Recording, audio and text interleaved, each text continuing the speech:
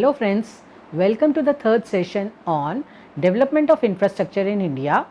Previous session had established that infrastructure development is important not only for economic growth, globalization and technological innovation in manufacturing but also for poverty reduction. This session will cover the infrastructure development during the centralized national 5-year plans and post 5-year plans. The 5-year plan period can be classified as Nehru era, that is from 1950 to 67, covering the first 3 5-year plans, Indira Gandhi era from 1967 to 1984, covering 4th, 5th and 6th 5-year plan, Rajiv Gandhi era from 1984 to 91, covering the 7th 5-year plan, and the last era of decentralized governance, that is 1991 and beyond, covering from 8th to 12th 5-year plans.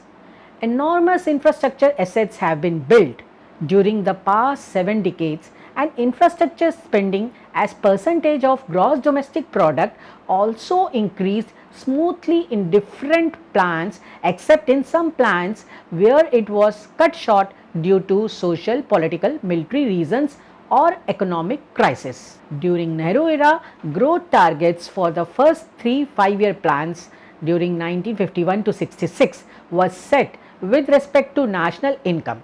The first phase of initial 7 years of 1950s saw a good amount spent on infrastructure like major irrigation projects, electric power, roads and strategic assets for rehabilitation. This was followed by severe reduction for 3 years because of 1955-58 foreign exchange crisis. Second phase of infrastructure spending covered roughly across the first half of 1960s and was cut short due to death of Nehru in 1964, war with Pakistan in 1965, drought of 1967-68 and the Bangladesh war of 1971. The infrastructure spending further declined and hit a post-independence low of 3.3% of GDP. During Indira Gandhi era, for the 4th plan, that is 1969 to 74, growth targets were set with respect to national domestic product, and from 5th plan, that is 1974 onwards, targets were set with respect to gross domestic product. Third phase of infrastructure spending spanning 1970 decade also saw 2 cuts, one being the oil shock of 1973-74, emergency of 1975-76 and other being oil shock of 1979-80. The 1980 decade saw interruptions in the 4th and 5th phases of infrastructure spending.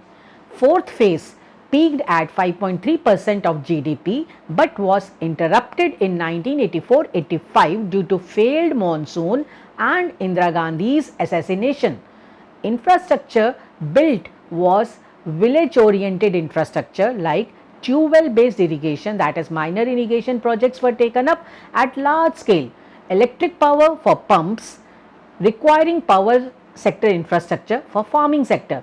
Power grid extensions were provided to farms, not to village habitants. During Rajiv Gandhi era, 7th 5-year plan, that is 1985 to 90 period, the 5th phase of infrastructure spending saw an sharp climb to 5.7% of GDP, but it also was interrupted in 1991 because of Rajiv Gandhi's assassination and the IMF crisis. 2 noteworthy features of this era were, first being significant investment was made in the country's telecommunication infrastructure because of Rajiv Gandhi's fascination with modernization and technology. Second important feature was construction of physical infrastructure for groundwater irrigation and electricity supply. Because of severe physical constraints, the development of critical transportation and urban infrastructure continued to be neglected. Decentralized governance era started from 1992 and at the same time 8th plan was formulated.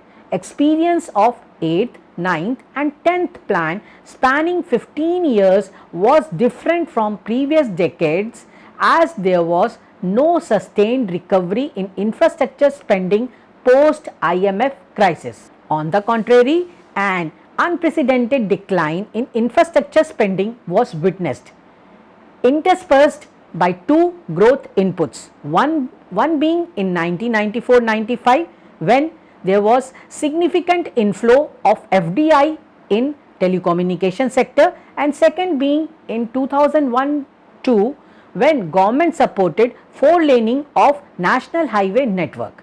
By 2003-4 infrastructure spending dipped to previous post-independence low of 3.3% of GDP. During these 15 years, even as infrastructure spending sharply declined, real gross domestic product growth rates improved because of two reasons. First being infrastructure stock built till 1990-91 was sufficient to support the momentum of GDP growth through the decade, and second being the positive impact of 1991 structural reforms on GDP growth was significant than the negative impact from the sharp deceleration in infrastructure spending. Till 1990, public sector investment led the growth in Indian economy, while 1990s saw an important shift to private investment led growth.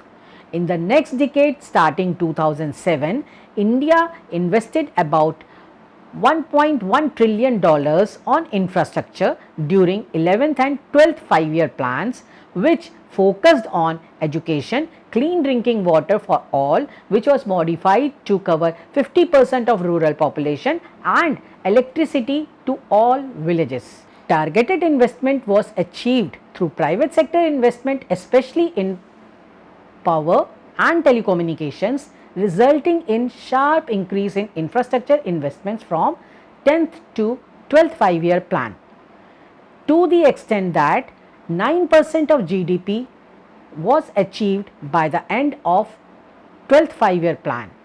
It can be concluded that evolution of infrastructure during the 5-year plans culminated with public-private partnership increasingly becoming the preferred mode for construction and operation of infrastructure projects. Coming to the period beyond 12th 5-year plan, that is beyond 2017, I would like to recall Honorable Prime Minister's statement in his 2019 Independence Day speech that rupees 100 lakh crore, that is $1.4 trillion would be invested on social and economic infrastructure projects over the next 5 years so as to achieve the GDP of $5 trillion by 2024-25. To achieve this objective, a task force was constituted with Secretary Department of Economic Affairs as chairman and other members being CEO Niti Aayog, Secretary Expenditure, Secretary Administrative Ministries and Additional Secretary Investments DEA and Joint Secretary IPF DEA as member secretary to draw up the national infrastructure pipeline for each of the years from financial year 2019 to 20 to financial year 2024-25.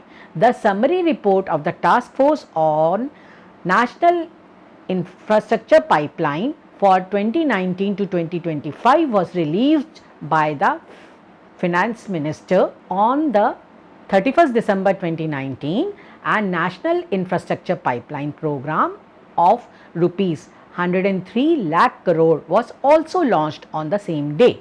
Its final report submitted on 29th April 2020 has projected total infrastructure investments of rupees 111 lakh crore, that is $1.55 trillion during the period financial year 2020 to 25. It consists of more than 6,500 projects across sectors and are classified as per their size and stage of development.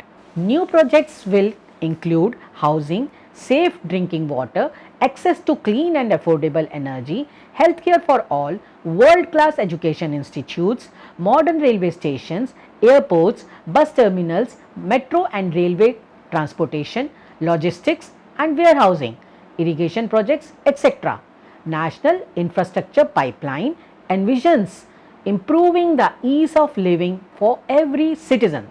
It will also bring in generic and sectoral reforms in development, operation and maintenance of these infrastructure projects. Finance Minister introductory remarks of the budget speech delivered on 1st February 2020 said government is presenting the ease of living bouquet having three flowers, that is three themes, namely aspirational India, economic development and caring India. In second theme of economic development, infrastructure got focus after industry, commerce and investment. Under infrastructure sub theme, she mentioned about recently launched national infrastructure pipeline which will generate huge employment opportunity for Indian youth.